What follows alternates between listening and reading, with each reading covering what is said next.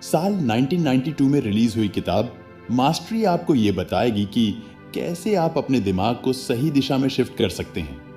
इसी के साथ ये किताब आपका ध्यान उस ओर भी लेकर जाएगी कि आखिर लॉन्ग टर्म सक्सेस होती क्या है। इस सक्सेस को पाने के लिए हमें किस रास्ते की आवश्यकता होती है। क्या हमारे अंदर इतनी काबिलियत है कि हम लॉन्ग टर्म सक्सेस की तरफ बढ़ सकें? आपके तमाम सवालों के जवाब आपको इस किताब की इस समरी में मिल जाएंगे। क्या आप एक एथलीट है जिसे बेहतर रिजल्ट चाहिए हो? क्या आप एक ऐसे रीडर है जो अपने करियर रिलेशनशिप को नेक्स्ट लेवल पर ले जाना चाहते हो? क्या आप ऐसे लोगों में से है जो अपने अंदर पॉजिटिव बदलाव लेकर आना चाहते हो? तो ये बुक सिर्फ आपके लिए है। इस किताब के लेखक जॉर्ज लियोनार्ड हैं। पेशे से जॉर्ज अमेरिकन लेखक, विचारक, एजुकेटर रह चुके हैं। लोग इनको इनकी बेहतरीन लेखनी के लिए जानते हैं। इनकी लिखी किताब the transformation and the way of aikido लोगों के बीच में काफी ज्यादा प्रचलित है। मास्टरी सक्सेस पाने की मूल मंत्र क्या है? मास्टरी कोई स्टेट नहीं है कि उसे अचीव कर लेंगे, ये लाइफस्टाइल होती है। आज के दौर में आप देख ही रहे होंगे कि गोल्स तक ले जाने के लिए कई सारे आसान रास्ते दिखाने वाले घूम रहे हैं। कई लोगों को ठीक ठाक सफलता भी मिल ही जाती है, लेकिन एक बात आप याद रखिए कि अगर आपको जीवन में कुछ ग्रेट करना है तो उसमें समय लगेगा। किसी भी काम में मास्टरी हासिल करना इतना भी आसान नहीं है। अगर आप अपने गोल्स तक पहुंच भी गए हों तो इसका मतलब ये बिल्कुल भी नहीं है कि आपको उस काम में मास्टरी हासिल हो चुकी है। किसी भी काम में मास्टरी हासिल करने के लिए कड़ा परिश्रम करना पड़ता है। असल मायने में मास्टरी किसे कहते हैं? इसे हासिल करने के लिए आपको क्या करना पड़ेगा? आगे के अध्यायों में आपको इन सब सवालों का जवाब भी मिल जाएगा। ज्यादातर हम किसी भी नए काम को ये सोचकर शुरू करते हैं कि हम तो इसमें माहिर हो ही जाएंगे, भले ही वो कोई खेल हो या फिर रिलेशनशिप हो या फिर कोई जॉब हो। लेकिन कुछ समय बाद क्या होता है? हमें पता चल चुका होता है कि हम इस खेल में माहिर नहीं बन पाएंगे। ये बात साफ तौर पर हमारे चेहरे पर भी नजर आने लगती है। फिर हम एक आसान काम करते हैं, वो ये है कि हम उस काम को करना ही छोड़ देते हैं। ये एक गलत एटीट्यूड होता है। अगर आप उस काम को नहीं छोड़ेंगे तो चांस बना रहेगा कि आप उस काम में माहिर हो सकते हैं। सबसे पहले आपको उस जगह सोचना चाहिए, खुद एक सवाल करना चाहिए कि जब मैंने इस काम को शुरू किया था तो क्यों किया था? मेरे शुरू करने के पीछे मोटिवेशन क्या था? आपको एक बात समझनी पड़ेगी कि किसी भी चीज का एक्सपर्ट बनने के लिए हमें उस पर समय लगाना पड़ता है। बिना समय लगाए आप किसी भी चीज में मास्टरी हासिल नहीं कर सकते हैं। मास्टरी तक पहुंचने का दूसरा रास्ता आपका अप्रोच है। आप किसी भी काम को करने के लिए कैसा अप्रोच रखते हैं, ये बहुत ज्यादा मायने रखता है। अगर आपको मास्टरी हासिल करनी है तो आपको खुद से सीखने की आदत को अपने अंदर डेवलप करना पड़ेगा। ये एक पूरी प्रोसेस होती है जिस पर काफी ज्यादा समय भी लगता है। याद रखिए, अच्छी चीजें जिंदगी में कभी भी आसानी से नहीं मिलती हैं। ग्रेट चीजों में समय भी लगता है और एफर्ट्स भी। अपने नजरिए को बदलकर आप अपने अंदर कई सारे बदलाव लेकर आ सकते हैं। अपने अंदर सीखने का नजरिया पैदा करिए। सीखना बस तब जरूरी नहीं होता है जब आप कहीं एंटर कर रहे होते हैं। सीखना तो एक सफर है जिसको आपको हमेशा जारी रखना है। अगर आप सफर करना ही बंद कर देंगे तो मंजिल तक कैसे पहुंचेंगे? इसके लिए सबसे पहले आप अपने अंदर मास्टरी माइंडसेट का जन्म करवाइए। जब आपके अंदर उस माइंडसेट का जन्म हो जाएगा तब आपको एक्सीलेंस की राह भी मिल ही जाएगी। इस टॉपिक को और बेहतर से समझने के लिए हम आगे के अध्यायों में चलते हैं।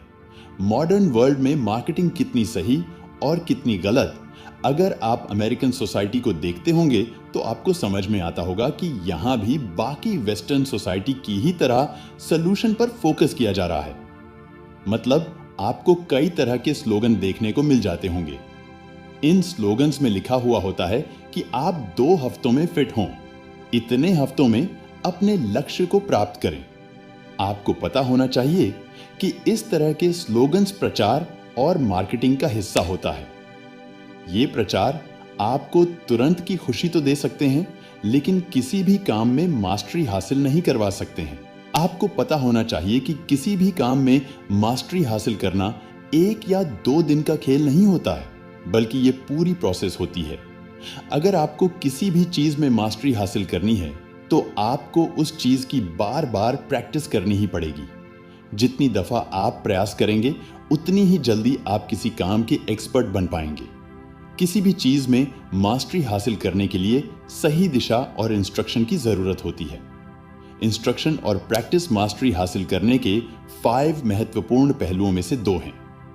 इस अध्याय में हम इन्हीं 2 महत्वपूर्ण पहलुओं पर बात करेंगे। इस बात में भी कोई शक नहीं है कि जिंदगी में बहुत सी चीजों को आप खुद ही सीख सकते हैं, लेकिन किसी भी चीज में मास्टरी के लिए आपको किसी एक्सपर्ट के मार्गदर्शन की जरूरत तो पड़ने ही वाली है। मार्गदर्शन, या तो यूं कहें कि इंस्ट्रक्शन, आपको कई तरीकों से मिल सकता है। यह आपको इंटरनेट पर वीडियो से भी मिल सकता है। अब तय आपको यह करना है कि आपके लिए कौन सी दिशा सही है। ये सभी तरीके सही हैं, लेकिन इनमें से सोशल कांटेक्ट का महत्व काफी ज्यादा बढ़ जाता है। अगर आप लोगों से मिल सकते हैं तो जरूर आपको सोशल कॉन्टेक्ट्स बनाने चाहिए। अब यहां आपके मन में सवाल आ रहा होगा कि आप कैसे जानेंगे कि आप जिस व्यक्ति से मार्गदर्शन ले रहे हैं वो आपके लिए सही है। इसके लिए आपको उस इंसान को ऑब्जर्व करना पड़ेगा। सबसे पहले आपको देखना पड़ेगा कि वो आदमी अपने स्टूडेंट्स को ट्रीट कैसे करता है। UCLA basketball coach John wooden का एग्जाम्पल लेकर अगर हम समझने की कोशिश करें, जिन्हें जादूगर के रूप में जाना जाता है, उन्हें जादूगर के रूप में दुनिया इसलिए याद करती है क्योंकि वो अपने स्टूडेंट्स को ट्रीट बहुत अच्छे से करते थे। इसलिए उन्हें बास्केटबॉल की दुनिया में बेस्ट कोच के रूप में भी याद किया जाता है। इंस्ट्रक्शन के बाद अब बारी आती है प्रैक्टिस की। मास्टरी हासिल करने के लिए इस पहलू का महत्व भी काफी ज्यादा बढ़ जाता है। प्रैक्टिस का वो मतलब बिल्कुल भी नहीं है जैसा आप उसे जानते हैं। आप सोचते हैं कि किसी भी चीज को बार बार करना ही प्रैक्टिस कहलाती है, लेकिन ऐसा बिल्कुल भी नहीं है। अगर आपको मास्टरी हासिल करनी है तो सबसे पहले आपको समझना पड़ेगा कि आखिर प्रैक्टिस होती क्या चीज है। हमको अपने व्यवहार में थोड़ा बदलाव लाना पड़ेगा। सबसे पहले हमको प्रैक्टिस को एक सफर के तौर पर लेना पड़ेगा। जब हम प्रैक्टिस को एक सफर की तरह लेने लगेंगे तो हमारे अंदर उसके लिए शिद्दत आएगी। इस शिद्दत के बाद ही हमारे अंदर अपने काम को लेकर कमिटमेंट का जन्म होगा। इसको समझने के लिए हमें एक पहलू पर नजर दौड़ानी पड़ेगी। वो ये है कि क्या आपने कभी सोचा है कि क्यों मार्शल आर्ट सीखने वाले लोग ब्लैक बेल्ट जीतने के बाद भी सीखना बंद नहीं करते हैं? वो जब ब्लैक बेल्ट जीत लेते हैं उसके बाद सीखने की उनकी रफ्तार और ज्यादा बियाज जाती है। इसका जवाब बड़ा सिंपल सा है। जवाब यह है कि ब्लैक बेल्ट तो बस उनके सफर का एक हिस्सा है। वो अपने सफर को ऐसे ही जारी रखना चाहते हैं। वो अपने सफर को कभी खत्म ही नहीं करना चाहते हैं। इसलिए वो अपने आर्ट में इतने माहिर हो जाते हैं। उनका आर्ट इतना कुछ उन्हें सिखा देता है कि उन्हें अपने सफर को खत्म करने का मन ही नहीं करता है। इसलिए इस किताब में लेखक ने कहा है कि आपको भी मास्टरी के महत्व को जल्द से जल्द समझ चाहिए। अपने गुरु के सामने सरेंडर के साथ ही आप मास्टरी तक पहुंच सकते हैं। हमने पिछले अध्याय में इंस्ट्रक्शन और प्रैक्टिस के बारे में समझने की कोशिश की थी।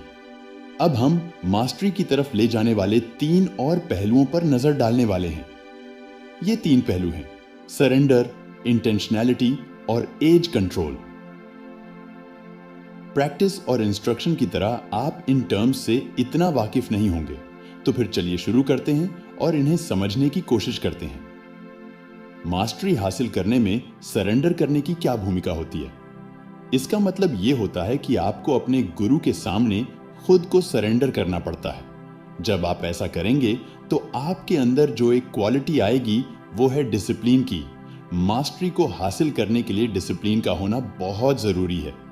मान लीजिए आपके टॉप के टेनिस कोच आपको कोई आदेश देते हैं जिसका आप सम्मान करते हैं और विश्वास करते हैं। वो आपको एक पैर पर खड़े होने के लिए कहते हैं। इसी के साथ दूसरे पैर को एक हाथ से अपनी पीठ के पीछे पकड़ने को कहते हैं।